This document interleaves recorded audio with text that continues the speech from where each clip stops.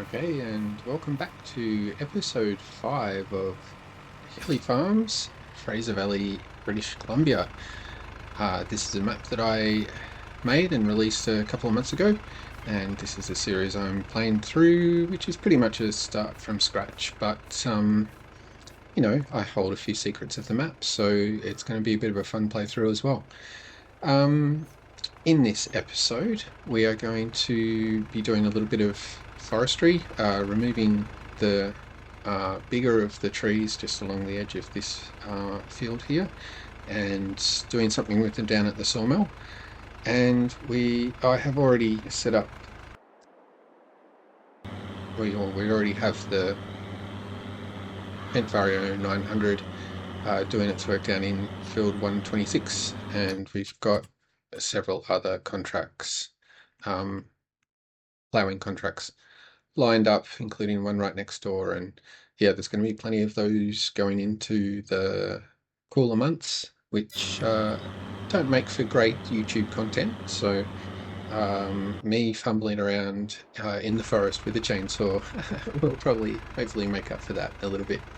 Although I do make it pretty easy on myself. So as I do with the actual farming using courseplay all the time, except obviously can't use courseplay with forestry. I think we have a light and mobile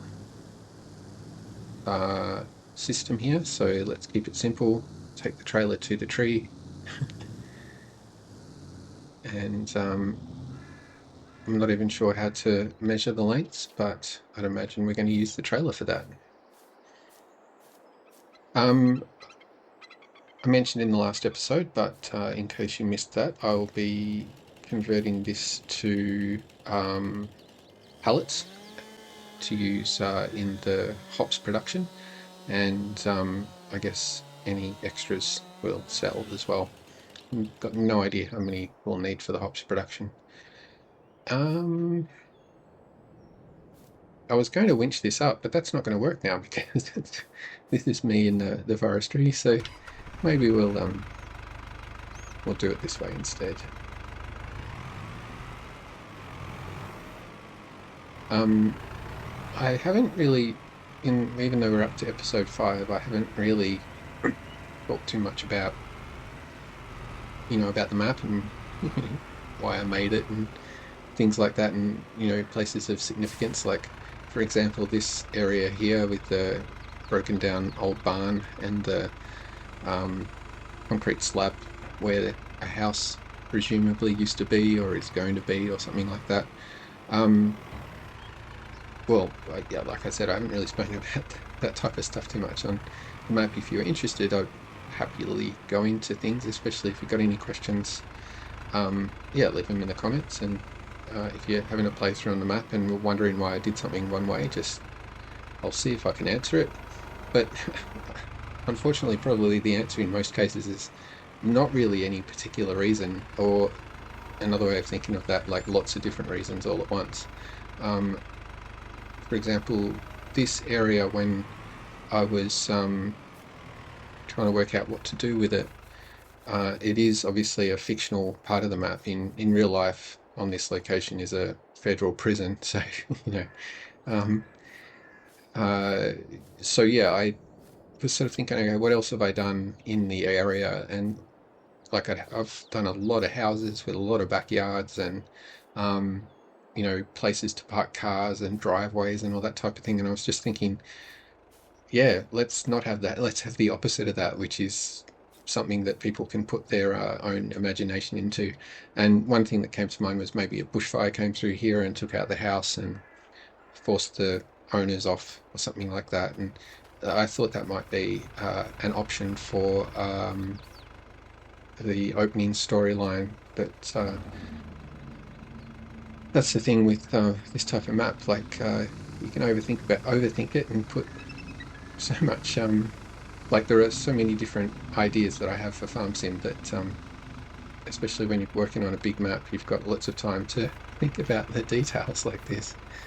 Um, in the end, the story that I ended up doing, the grandfather going off on a holiday and leaving the farm to a grandchild. Um, that it's just a nice, simple story. I didn't really put too much significance on it. It's hopefully you can relate to it as much or as little as you want. So uh, but for this actual let's play, for this playthrough, I am sort of sticking to that as a guide at least. Like we're not rushing out and getting great big loans and going straight for the X9 and the you know massive hit and all that. Trying to keep it a little bit more realistic, like someone in their 20s starting out a farming business, and in this case, chopping logs off their own property to turn into pallets.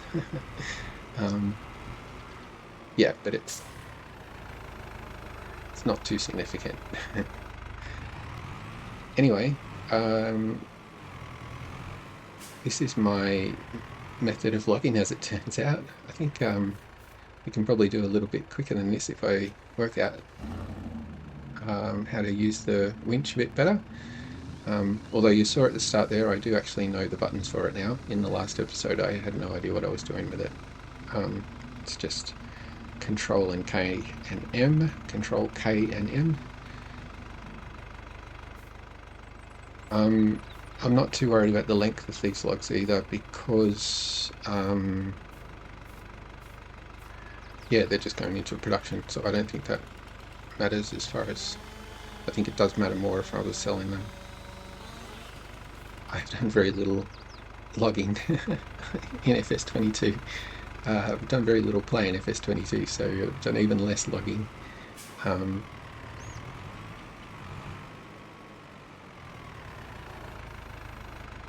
So we'll see how it goes. Also, I have no idea how much buying the try not to destroy the trailer completely. Got no idea how much buying the sawmill production will be. I can't remember. I'm hoping it's about $50,000, but it could be more. Which doesn't matter too much because, as you saw just before, there are quite a few plowing contracts coming up, and it is only the first day of March. Playing, just as a reminder, we're playing 4-day. Have I chopped the top off this one? Yeah, we're playing 4-day months, so each day is a week, and so this is the first day of November. There's plenty of plenty of winter left, and there aren't actually that many trees. I'm not planning on taking that many trees out of this small forest here. It's I don't think we need that many, and yeah, I don't really dig forestry that much unless I get into it in a really big way later on, which I'll get at some sort of tree harvester. It's going to be interesting. I don't have the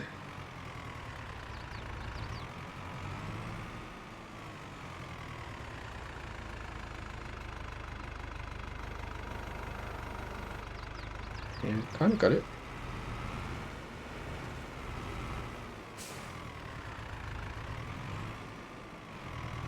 It might be cool to lease some forestry equipment. Maybe one. Oh, a bit closer than I thought. Maybe. Oh no! Lease some forestry equipment maybe next winter and do some winching in Winch Valley. That's one of the quote-unquote features of the map. Just as something to do when there's only ploughing. That said, I do hope to get some animals sooner. I don't know how it's going to happen. I want to get the hops going first, and then hopefully use the money we make from hops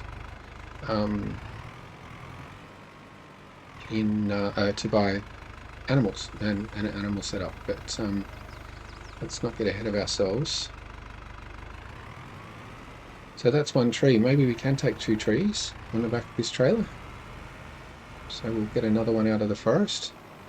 And we're already 10 minutes in. You've probably heard me talk enough. So somehow I'll edit this second tree into a beautiful YouTube montage or a fast-forwarded something.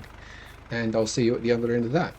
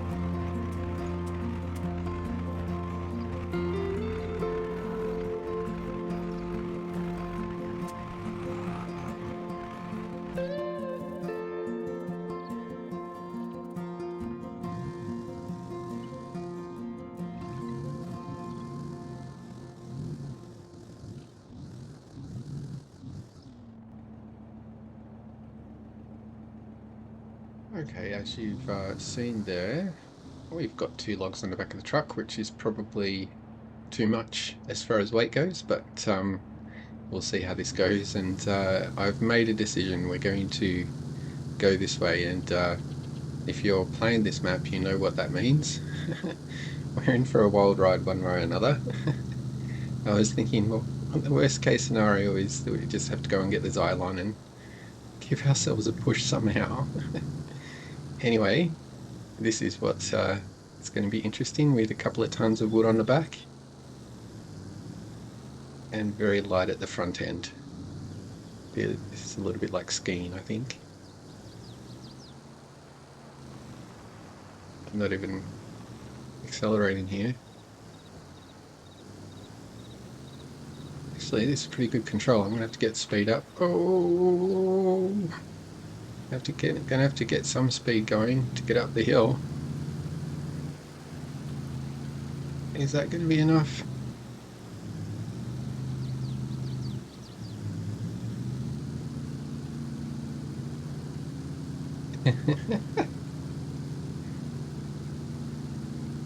Come on, come on, come on, come on, come on. Don't stop. We're good. Yeah. Good work, truck. We've got more fuel there too if we need to. In fact, can we do that now? Yeah, we can. Just filled up with fuel on the way up the hill.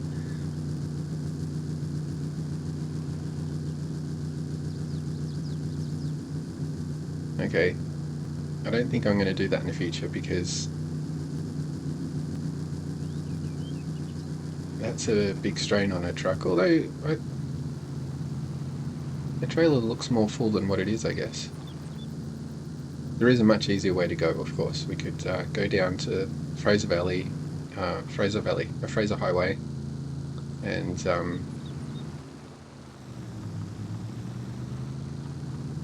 yeah, go the long way around to Kent Gas and then turn back up the hill there.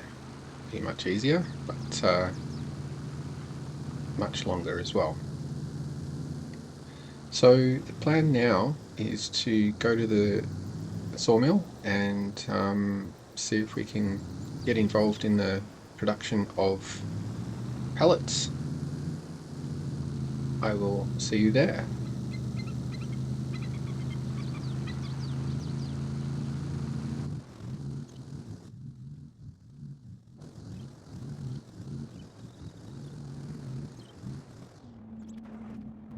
Well, that's a very, very capable truck. It's also very bouncy, but yeah, that'll work well. I don't think I'll go that that way again, unless you got any like a small load. Maybe we could do it in smaller loads and yeah, go the back way. Okay, so welcome to the sawmill. Um, where we are at the sawmill here. This is the actual sawmill sell point. This is the production output, and this is the production input, and there's also wood chips come out over here. I can't remember if I hooked them up to come out of there or if it was just an auto load situation. We'll work that out later on. First, I can't remember if we just buy the... Essentially didn't need to sell it. I meant to go to this one and do that. Oh well, okay. So I couldn't have afforded it anyway, and now that I have sold that wood, I can afford it because I believe we had about $95,000 just then. So okay, so we'll go back and get another load of wood, and let's just jump into the production. And now we own the sawmill, and we will not be making planks.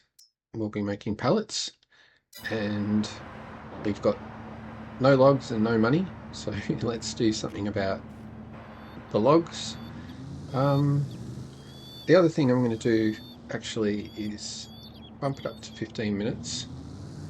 I need to go and sort out the machinery a little bit, so I think I'll call that a day for the forestry for the first week of November, and we'll go back home, do a little bit of chores around the yard, help out the plough tractor, make sure that that plough tractor's been looked after, and come back on this in the second week of November to do some more forestry and actually get some real wood into the new production we just brought.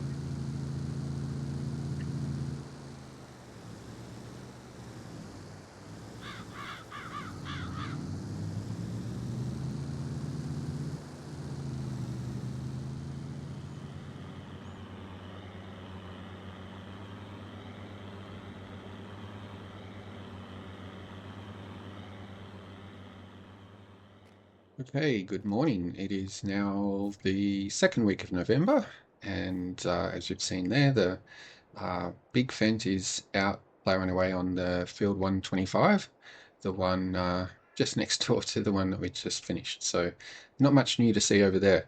Um, but overnight, I did a little bit of research and came up with an idea, or saw something at least that I want to give a try. I want to try out, and I think it is just here. Um, the sorry, the bee revamp. Um, I haven't been able to find much info about it online, but it seems to make bees a little bit more realistic. And from memory, and I've never really played with bees to be honest, from memory, they had some issues with what's it called? The amount of honey that was produced. It was like they overproduced or something. So I think bee revamp takes care of that and makes it a little bit more realistic as far as when they produce honey and their health and things like that. I'm going to have to look up what they actually do. But as you can see down there in the bottom corner, I've got a bee population which doesn't seem very big. I don't know if it makes sense to buy bees at this time of year, um, but I thought that this location made sense to put them. A bit of a sort of shady place out of the way and close to the fields. Um, Anyway, when I know a little bit more about how that works, I'll let you know. One other thing I did notice is if you have a look down in um, we've got a bee bonus figure there, which I'm not sure if that was there before, and influenced by bees um, tells you which hive um, is looking after this field. So all of this field is covered by um, yeah, this is the only field we own. So, but all of this field is covered by that beehive by the looks of it. There are just a couple of other small things of note. When I put the wood in the sawmill production before, it seems to have gone into the production and given me the money for the sale. So I seem to remember this being a problem back at the start of FS22. But yeah, that wood isn't meant to be in there after you purchase the production. So I'll just pay back the money that I received for that wood, even though it helped me buy the production. We'll just get over that. And also, I forgot to pay the wages for the month of October. Um, the way I've been doing that is pretending that I'm driving one tractor and then I've got an employee for each of the other tractors that are working. So yeah, I'll just deduct that and what I'm showing you here is I screwed up the recording of me actually doing this. So as a result, we've got a miscellaneous fee there of minus 36,000, which is 18,000 for the wood and the wages. And the rest that you see on the miscellaneous there is me messing around with vehicles. I off camera do a little bit of testing. So um, for example, when I was buying the plows and um, when I was buying the tractor. So that's what I've been up to. That's where things are. And yeah, let's get back to logging. So as you'll see in this little time lapse for the rest of the second week in November, I just cut down another couple of trees and I do it exactly the same way as I did it last time, except this first tree refused to fall over, but that's why we've got the winch. Other than that, also you'll see that I don't fill up the trailer all the way like I did last time, and that makes the drive to the sawmill much smoother. So that's probably what I'll do from now on. And for that reason, because I'm just going to be chopping down a couple of trees, taking it to the sawmill, looking after a plow, and then probably eventually looking after a cultivator when some cultivating contracts come along. Yeah, because of all that, the next couple of the next couple of months are going to be a little bit boring. So what I'm trying to say is I'll probably jump over a chunk of winter and come back in the next episode with a little bit of a report of what I got up to. Um, Apart from those contracts and this logging, the only other things that we need to do for the actual farm to keep progressing is